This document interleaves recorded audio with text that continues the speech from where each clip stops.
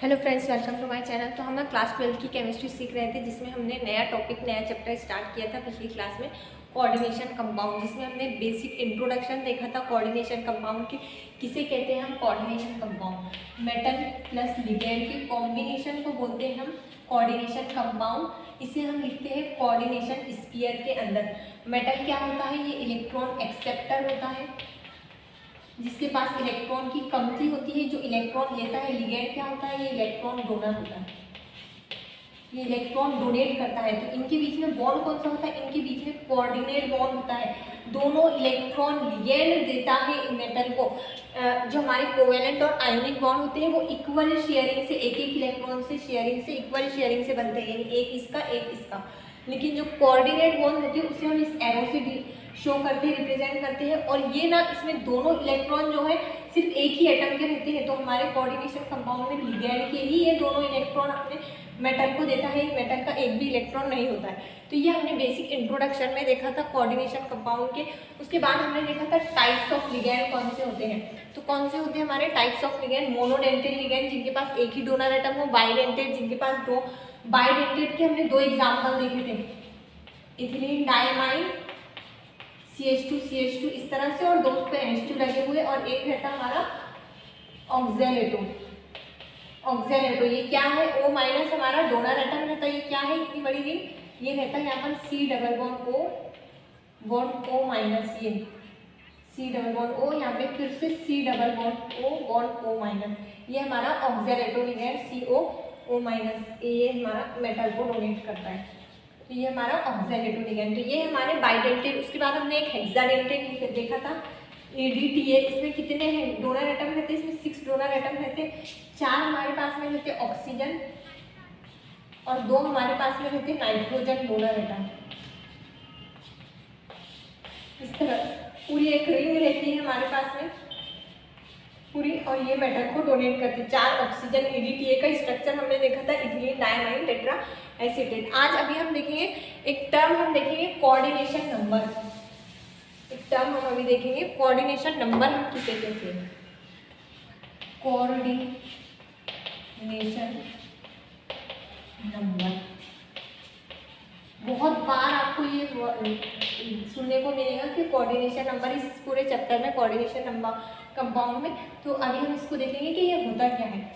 अब ये मेरा एक कंपाउंड है CuNH3/6। इसमें सबसे पहले तो बताओ मेटल कौन सा? मेटल एक ही होता है, तो ये हमारा मेटल है कॉपर। और जनरली हमारे जो कोऑर्डिनेशन कंपाउंड है, ये जो कंपाउंड है इसमें जो मेटल होता है ना, ये डी ब्लॉक एलिमेंट होता है। डी ब्लॉक का हमारे जो एलिमेंट रहते हैं 3D 4D 5D, 3D के 10 एलिमेंट, 4D के 10, फिर 5D। इन तीनों सीरीज में से कोई एक एलिमेंट हमारा क्या होता है? मेटल होता है। तो ये होता है मेटल, और इसको जो अटैच्ड होते हैं बहुत सारे, वो क्या रहते हैं? लिगैंड। तो ये 6 क्या है? ये लिगैंड है। तो ये कोऑर्डिनेशन नंबर, हम मेटल की बात करते हैं, यानी मेटल का कोऑर्डिनेशन नंबर कितना है इस कॉम्प्लेक्स में, इस मेटल का कोऑर्डिनेशन नंबर कितना है? तो इसका कोऑर्डिनेशन नंबर है, मेटल का कोऑर्डिनेशन नंबर है हमारा 6। इसका मतलब क्या है? इससे 6 लिगैंड अटैच है। इस तरह से इसका स्ट्रक्चर होगा, कॉपर, ये NH3 NH3 NH3 NH3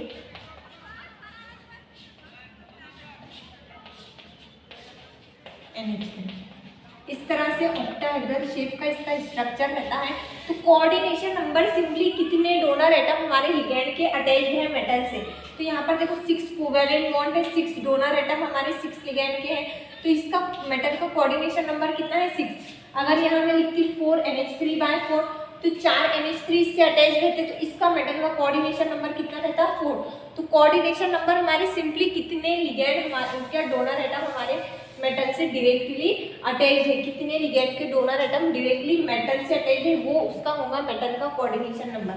अब सपोज ये है एक मेरा मॉलिक्यूल FeH2O/6।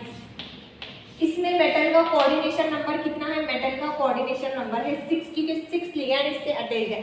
अब ये एक मेरे पास मेटल है Fe EN/3। EN हम किस किसको EN से रिप्रेजेंट करते हैं हम, कौन से लिगेंड को, ये वाले लिगेंड को, इथिलीन डायमाइन को। ये जो दो कार्बन है ये क्या है, CH2 है। ये दो डोनर एटम हमारे होते हैं, ये एक EN होता है, ऐसे हमारे पास 3 EN है, यानी ऐसे हमारे पास में क्या है 3 EN है। ये एक EN मेटल से है, ये दूसरा EN, ये तीसरा EN हमारे मेटल से अटैच। तो ये 3 हमारे मेटल से अटैच है। तो अभी देखो लिगेंड तो 3 ही है, यानी Ml3 हमारा कॉम्प्लेक्स है, हमारा कॉम्प्लेक्स है M मेटल, और लिगेंड कितने हैं 3। तो अब कोऑर्डिनेशन नंबर कितना होगा, देखो आप देखते से क्या बोलोगे कि 3 EN अटैच है तो फिर कोऑर्डिनेशन नंबर होना चाहिए 3, लेकिन नहीं, कोऑर्डिनेशन नंबर कितना है, कोऑर्डिनेशन नंबर 6 है, क्योंकि 6 डोनर एटम हमारे पास में, एक लिगेंड के 2 नाइट्रोजन इलेक्ट्रॉन डोनेट कर रहे हैं मेटल को, तो 3 लिगेंड के 6 नाइट्रोजन डोनेट कर रहे हैं। ये हमारा बाइडेंटेड लिगेंड है, एक लिगेंड के पास 2 डोनर एटम रहते हैं, तो 3 लिगेंड के पास 6 डोनर एटम, यानी कोऑर्डिनेशन नंबर कितना होगा 6, क्योंकि कोऑर्डिनेट बॉन्ड हमारे 6 बन रहे हैं। 6 डोनर एटम हमारे मेटल से क्या है, डायरेक्टली अटैच है, ये डायरेक्ट इससे अटैच है ना मेटल से, तो ये हमारे होता है कोऑर्डिनेशन नंबर। तो कोऑर्डिनेशन नंबर की डेफिनेशन क्या हो जाएगी, number of donor atom, number of donor atom of ligand directly attached to metal, directly attached to metal। देखो हम जनरली क्या बोलते हैं, हमने ये देखा एक M, सपोज CuCl4, ये एक हमारा कोऑर्डिनेशन, हम देखते से बोल देते 4 Cl है, मतलब कोऑर्डिनेशन नंबर क्या होगा 4 होगा। लेकिन अगर ऐसा हमारे पास में CuOH/3, तो अब हम इसको देखते से बोल नहीं सकते कि 3 लिगेंड अटैच है तो इसका कोऑर्डिनेशन नंबर 3 होगा, इसका तो कोऑर्डिनेशन नंबर होगा 6, क्योंकि एक लिगेंड के 2 डोनर एटम अटैच है। और डेफिनेशन क्या है कोऑर्डिनेशन की, number of donor, number of ligand नहीं, नंबर ऑफ डोनर एटम्स, कितने डोनर एटम लिगेंड के डायरेक्टली अटैच्ड है मेटल से। तो एक लिगेंड के 2 डोनर एटम अटैच है मेटल से, तो 3 लिगेंड के 6 एटम अटैच है, इस तरह से इसका स्ट्रक्चर होगा। 6 लिगेंड के 6 कोऑर्डिनेट बॉन्ड, सब में क्या होता है OX में ऑक्सीजन, तो ये 3 हमारे क्या हो गए, ये 3 इस तरह से इसका पूरा एक क्या होगा कोऑर्डिनेशन कंपाउंड, जिसे मैंने कोऑर्डिनेशन स्फीयर में लिखा, यहाँ मेटल, ये एक लिगेंड, ये 2, ये 3। तो कोऑर्डिनेट बॉन्ड कितने डोनर एटम डायरेक्टली अटैच है मेटल से, कितने कोऑर्डिनेट बॉन्ड बन रहे हैं 6, इसलिए इसका कोऑर्डिनेशन नंबर होगा 6। तो ये कोऑर्डिनेशन नंबर को ध्यान से समझो कि जो मेटल के लिगेंड के कितने डोनर एटम अटैच है, ऐसा नहीं कि डायरेक्टली कितने लिगेंड।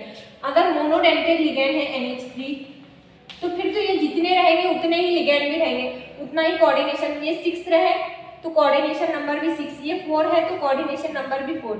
लेकिन अगर बाइडेंटेड लिगेंड है तो उसमें एक लिगेंड में 2 डोनर एटम रहते, तो 3 लिगेंड में EN में 3 लिगेंड में कितने 6 डोनर एटम हमारे पास में होंगे, तो कोऑर्डिनेशन नंबर हमारा हो जाएगा 6।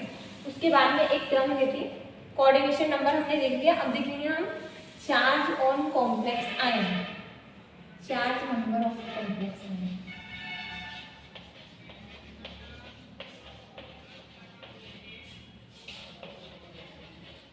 कॉम्प्लेक्स आयन, अब ना सपोज ये मेरा कॉम्प्लेक्स है K2, अब ना ये इम्पोर्टेंट है, ध्यान से समझना, FeCl/6। अब देखो ये है मेरा कॉम्प्लेक्स, मैंने क्या कहा था कोऑर्डिनेशन कंपाउंड को हम स्फीयर के अंदर लिखते हैं, तो ये जो स्फीयर के अंदर है ये पूरा है मेरा क्या है कोऑर्डिनेशन कंपाउंड है, कंपाउंड। और कोऑर्डिनेशन कंपाउंड को ही हम कोऑर्डिनेशन कॉम्प्लेक्स भी बोल सकते हैं, कोऑर्डिनेशन कॉम्प्लेक्स भी हम इसको बोल सकते हैं, कोऑर्डिनेशन कंपाउंड को ही हम कोऑर्डिनेशन कॉम्प्लेक्स भी बोल सकते हैं। अब ना ये जो आयन कोऑर्डिनेशन कंपाउंड के बाहर रहेंगे, यानी ये, इनको हम बोलेंगे काउंटर आयन। देखो जो भी आयन कोऑर्डिनेशन कंपाउंड के बाहर रहेंगे उनको बोलेंगे काउंटर आयन। सपोज ये एक कॉम्प्लेक्स, अगर मेरा कॉम्प्लेक्स ऐसे है CO NH3/6 Cl3, ये मेरा एक कोऑर्डिनेशन कंपाउंड है, तो तो इसमें ये जो Cl3 कोऑर्डिनेशन कंपाउंड के बाहर है, कोऑर्डिनेशन स्फीयर के बाहर है, ये क्या है हमारे, ये हमारे काउंटर आयन है तीनों भी Cl। तो ये charge number of complex ion का मतलब है कि हमारे ये स्फीयर का चार्ज क्या है, चार्ज नंबर मतलब ये चार्ज कितना है इस कॉम्प्लेक्स आयन पे। तो देखो ये हमारा क्या होता है, ये K2 K के ऊपर कितना चार्ज होता है, एक K के ऊपर होता है +1 चार्ज, तो 2 K है तो हमारे यहाँ पे +2 चार्ज हमारा हो जाएगा। एक K का +1 चार्ज होता है, एक तो 2 K पोटेशियम का हमारे +2 चार्ज हो जाएगा। तो इस +2 को बैलेंस करने के लिए हमको क्या करना होगा, इस पे -2 चार्ज देना होगा। तो इस कॉम्प्लेक्स का कोऑर्डिनेशन कॉम्प्लेक्स के ऊपर -2 चार्ज आ गया, तब ये कौन सा कॉम्प्लेक्स बन गया, ये आयोनिक कोऑर्डिनेशन कंपाउंड बन गया। यानी कोऑर्डिनेशन जो कॉम्प्लेक्स ये हमारा है, ये कैसा है, आयोनिक नेचर का है, आयोनिक, यानी इसके ऊपर निगेटिव, अगर पॉजिटिव भी रहता तो ये क्या रहता था, आयोनिक कॉम्प्लेक्स रहता था। तो इसको हम बोलेंगे कॉम्प्लेक्स आयन। इस आयोनिक कंपाउंड को हम क्या बोलेंगे, कोऑर्डिनेशन आयोनिक कॉम्प्लेक्स, इसको हम बोलेंगे कॉम्प्लेक्स आयन। देखो जब हमारे कोऑर्डिनेशन कंपाउंड के ऊपर कोई चार्ज आ जाता, अभी ये क्या था, न्यूट्रल, कोई चार्ज नहीं था, सिंपल कोऑर्डिनेशन कंपाउंड था, न्यूट्रल कोऑर्डिनेशन। जैसे ही मैंने यहाँ K2 लगाया, यहाँ पे -2 चार्ज आ गया स्फीयर पे, तो ये मेरा कॉम्प्लेक्स आयन बन गया, न्यूट्रल नहीं, आयन मतलब केटायन या फिर एनायन। केटायन अगर प्लस चार्ज रहा तो केटायनिक कॉम्प्लेक्स, अगर निगेटिव चार्ज रहा तो एनायनिक कॉम्प्लेक्स। तो अभी ये मेरा क्या है, एक कॉम्प्लेक्स आयन है, कुछ भी हो सकता है, केटायनिक कॉम्प्लेक्स आयन या फिर एनायनिक। तो स्फीयर के अंदर वाले पार्ट को हम क्या बोल रहे हैं, ये पूरा एक कॉम्प्लेक्स आयन है, ये आयन। और ये जो बाहर है K2 ट्वाइस K पॉजिटिव जो है, ये हमारे क्या है, ये काउंटर आयन। तो हमारे कोऑर्डिनेशन कंपाउंड में हमने देखा कॉम्प्लेक्स आयन क्या होते हैं, काउंटर आयन। जो भी कोऑर्डिनेशन स्फीयर के अंदर लिखा हुआ है हमारा कॉम्प्लेक्स, तो ये क्या है, कॉम्प्लेक्स आयन है। क्यों, क्योंकि इस पे ना चार्ज है, अगर कोई चार्ज नहीं रहता तो ये सिंपल न्यूट्रल कोऑर्डिनेशन कंपाउंड रहता था। अभी इस पे चार्ज आ गया है, इसलिए ये क्या है, कॉम्प्लेक्स आयन हो गया, ये एनायोनिक कॉम्प्लेक्स है। ये टू कॉइल जो इसके बाहर है, ब्रैकेट के बाहर, ये क्या है हमारे, ये काउंटर आयन है। तो अब ना एक पॉइंट लिखो, counter ion will decide charge number of complex. Counter ion will decide charge of complex, charge of coordination sphere.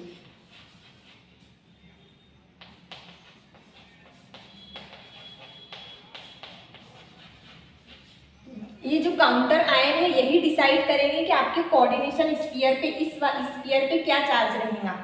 यानी ये जो चार्ज नंबर है, हम किसको बोल रहे हैं, charge number of complex ion. ये हमारा कॉम्प्लेक्स आयन है, इस स्फीयर के ऊपर जो भी चार्ज रहेगा उसको बोलते हैं हम चार्ज नंबर ऑफ कॉम्प्लेक्स।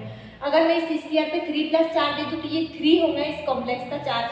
तो ये जो चार्ज है इस पे +3 आ रहा है कि -2 आ रहा है कि -3, ये कौन डिसाइड करता है, ये बाहर वाले काउंटर आयन डिसाइड करते हैं। अब ये एक मेरा मॉलिक्यूल है, सपोज ये वाला कॉम्प्लेक्स, इसमें कितने हैं, Cl3, एक Cl पे क्या होता है, -1 चार्ज होता है, एक Cl, 3 Cl के -3 चार्ज। इसको बैलेंस करने के लिए मुझे इस कॉम्प्लेक्स पे +3 चार्ज देना होगा। तो अब ये मेरा कॉम्प्लेक्स हो गया, कॉम्प्लेक्स आयन मेरा कौन सी, इसका है +3 चार्ज वाला कॉम्प्लेक्स आयन है मेरा ये। क्यों, क्योंकि ये काउंटर आयन में ये डिसाइड करेगा काउंटर आयन कि इस स्फीयर पे क्या चार्ज है। अगर मैं यहाँ पर लगा दूँ कैल्शियम, तो कैल्शियम ना ये क्या 2s ग्रुप का एक मेंबर होता है, तो इसका ना डाइपॉजिटिव इस पे चार्ज होता है, इसका चार्ज क्या रहता है, डाइपॉजिटिव।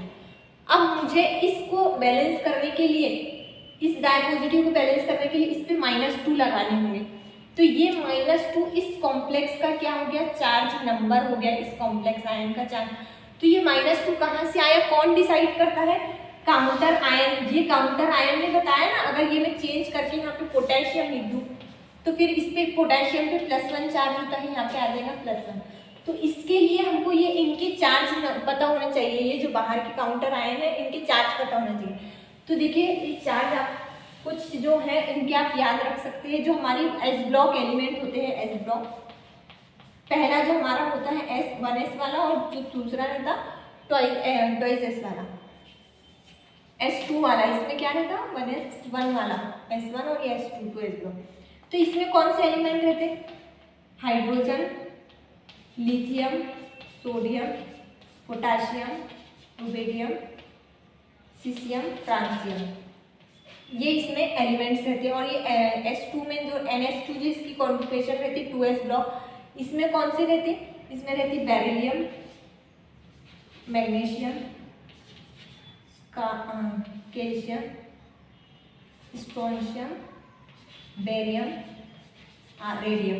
अब आप इसको याद कैसे रखेंगे, देखिए इसकी याद रखने की ट्रिक होती है ली ना की रब से फरियाद। ये होते हैं 1s वाले, ये 2s वाले जो रहते हैं ये बेटा मांगे कार, हाइड्रोजन को छोड़ दो लिथियम के साइड में रहता है, बेटा मांगे कार स्कूटर बाबरी। तो इनकी सबकी इलेक्ट्रॉनिक कॉन्फ़िगरेशन क्या होती है, इनके पास में टू इलेक्ट्रॉन्स ये रहते हैं, डाई पॉजिटिव इनका चार्ज रहता, और इनका सबका ये पूरे एलिमेंट्स का चार्ज रहता 1s वालों का +1। तो पोटाशियम अगर है तो उसका +1 चार्ज, सोडियम अगर मैं लिख दूँ यहाँ पे तो उसका +1 चार्ज, अगर मैं मैग्नीशियम यहाँ लिख दूँ तो मैग्नीशियम जो है तो ये 2+2 चार्ज इसका रहता है, ये सेकेंड 2s वालों का एलिमेंट का मेंबर है सीरीज का, तो इसका क्या होगा +2 चार्ज। तो ये +2 है इसलिए यहाँ पे क्या आएगा -2। तो ये होता है हमारा चार्ज नंबर कॉम्प्लेक्स का आयन। इसके लिए आपको ये चार्जेस पता होने चाहिए ये एलिमेंट्स के, मेटल्स के। उसके बाद जो हमारे हेलोजन होते हैं फ्लोरीन, क्लोरीन, ब्रोमीन, आयोडीन, इन सब पे -1 चार्ज होता है। ये क्या रहता है, इन पे इनका चार्ज कितना रहता है -1, निगेटिवली ये चार्ज रहते हैं। तो इस तरह से यहाँ पे 3 Cl के 3 निगेटिव चार्ज को बैलेंस करेगा +3। अब ये कॉम्प्लेक्स है CO H2O/6। अब यहाँ पर मैं लगा लेती हूँ सपोज SO4। तो सल्फेट, इसको बोलते हैं हम सल्फेट। ये होता है डाई निगेटिव, इसका चार्ज होता है। इस डाई निगेटिव को बैलेंस करने के लिए मैं यहाँ पे दूंगी +2। ये काउंटर आयन ने डिसाइड किया इस स्फीयर का क्या चार्ज होगा, यानी इसका चार्ज नंबर क्या हो गया, कॉम्प्लेक्स आयन इसको बोल रहे हैं हम, जो इस कोऑर्डिनेशन स्फीयर के अंदर है। तो इसका चार्ज क्या हो गया +2। तो ये काउंटर आयन डिसाइड करता है इस स्फीयर का चार्ज क्या होगा, और इस स्फीयर के चार्ज को ही हम बोलते हैं charge number of complex ion. अब हम देखेंगे oxidation state of central atom हम कैसे निकालते हैं। ऑक्सीडेशन ये बहुत इंपॉर्टेंट है, oxidation state of central atom, central metal atom. ये एक मेरा कॉम्प्लेक्स है Fe H2O/6 डाइपॉजिटिव। इसमें मेटल कौन सा है, आपको ना ऑक्सीडेशन स्टेट लिगेंड की नहीं निकालनी रहती, ऑक्सीडेशन स्टेट सिर्फ मेटल की ही निकालनी रहती। तो आपको एग्जाम में नीट में क्वेश्चन आता है, कॉम्प्लेक्स दिया हुआ रहता है और बताना रहता है कि इसमें मेटल की ऑक्सीडेशन स्टेट कौन सी। तो सबसे पहले तो आपको देखना होगा इसमें मेटल कौन सा है। इसमें हमारा मेटल कौन सा है, आयरन Fe। तो ऑक्सीडेशन स्टेट इसकी हमें निकालनी है, ऑक्सीडेशन स्टेट। तो अब ना ये ऑक्सीडेशन स्टेट हम कैसे निकालते हैं, oxidation state of metal plus ये charge of ligand, charge of ligand is equal to charge of sphere.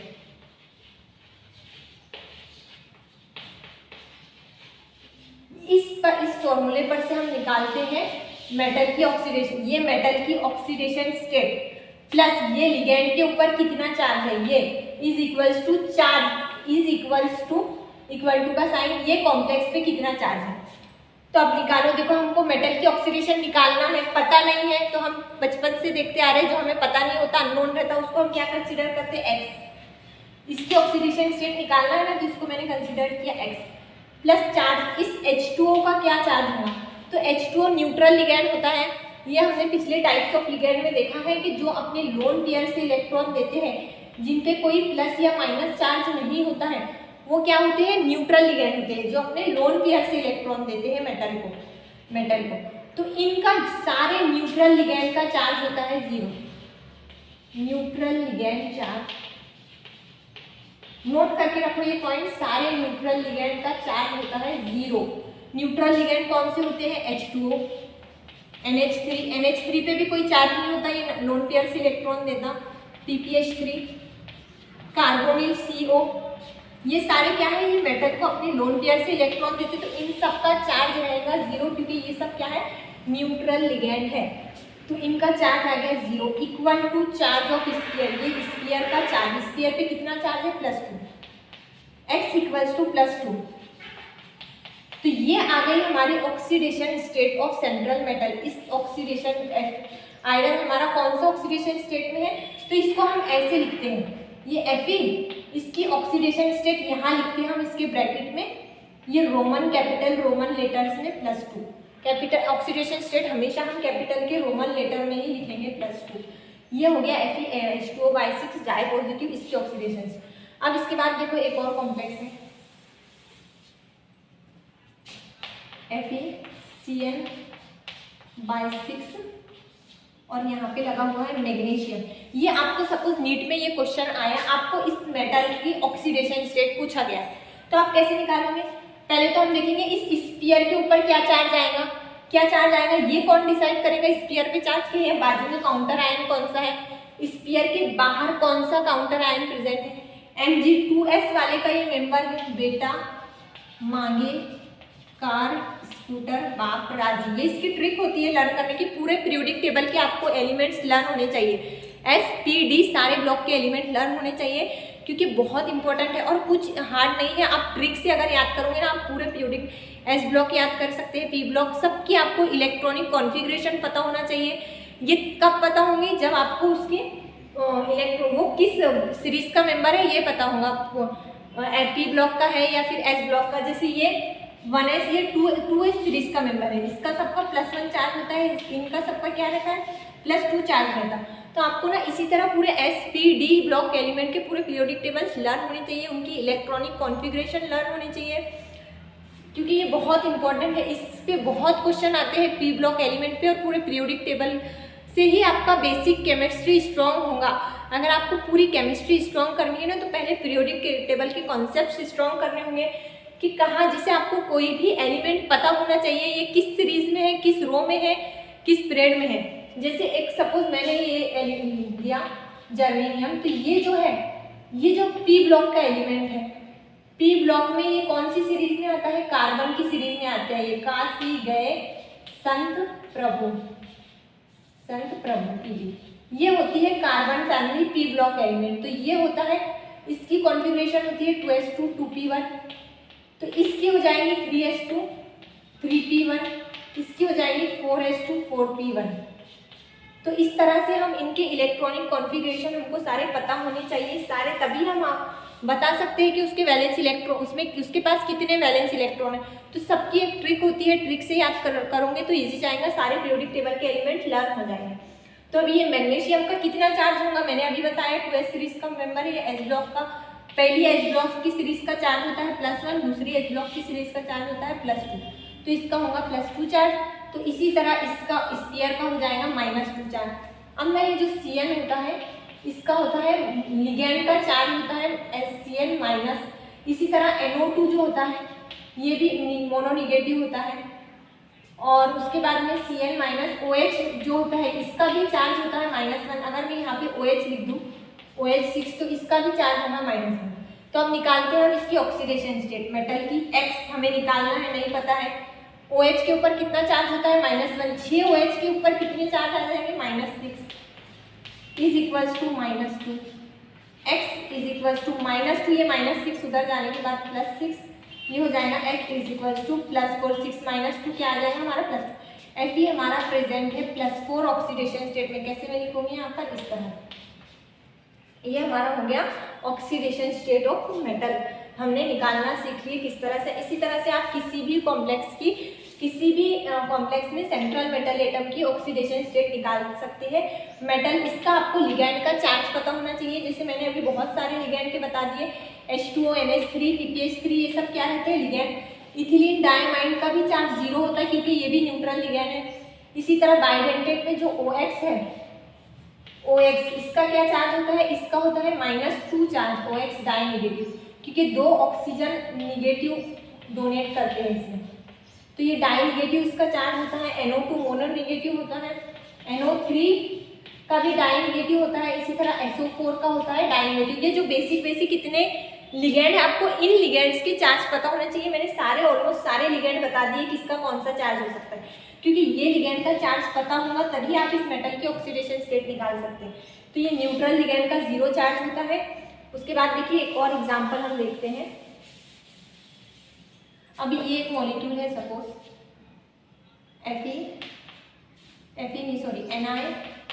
NiNH3/6 SO4, ये एक कॉम्प्लेक्स है। SO4 का कितना चार्ज होता है, -2।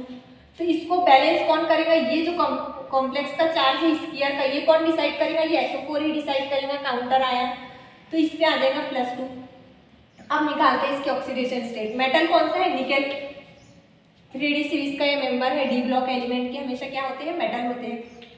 तो ये मेटल हमारा है, तो इसकी ऑक्सीडेशन स्टेट हमें निकालना है। क्या होता है फॉर्मूला, X+, इसमें इस लिगेंड का चार्ज हम ऐड करेंगे। NH3 लोन पेयर से इलेक्ट्रॉन देता है। न्यूट्रल लिगेंड हमारे क्या होते हैं, उनका चार्ज होता है 0 + 0 = ये कॉम्प्लेक्स का, ये स्फीयर का कितना चार्ज है, +2। X = 0 तो कुछ भी नहीं, ये हो जाएगा +2। निकेल हमारा प्रेजेंट है +2 ऑक्सीडेशन स्टेट में। ऐसे यहाँ पे ऊपर छोटा सा ब्रैकेट बना के उसमें ये रोमन कैपिटल लेटर्स में हम ऑक्सीडेशन स्टेट लिखते हैं मेटल की ही ऑक्सीडेशन स्टेट हम निकालते हैं। लिगेंड की ऑक्सीडेशन स्टेट नहीं होती। लिगेंड का क्या होता है, लिगेंड का होता है चार्ज, यानी वो निगेटिवली चार्ज है कितने, या फिर न्यूट्रल है। तो अब ना ऑक्सीडेशन स्टेट का मतलब क्या होता है, ऑक्सीडेशन, अभी निकेल हमारा क्या है, +2 ऑक्सीडेशन स्टेट में प्रेजेंट है। X क्या है हमारा, +2 यानी डाई पॉजिटिव। इस तरह से निकेल हमारा क्या है, डाई पॉजिटिव। इसका मतलब है निकेल की वैलेंशियल इलेक्ट्रॉनिक कॉन्फ़िगरेशन क्या रहती है, 4s2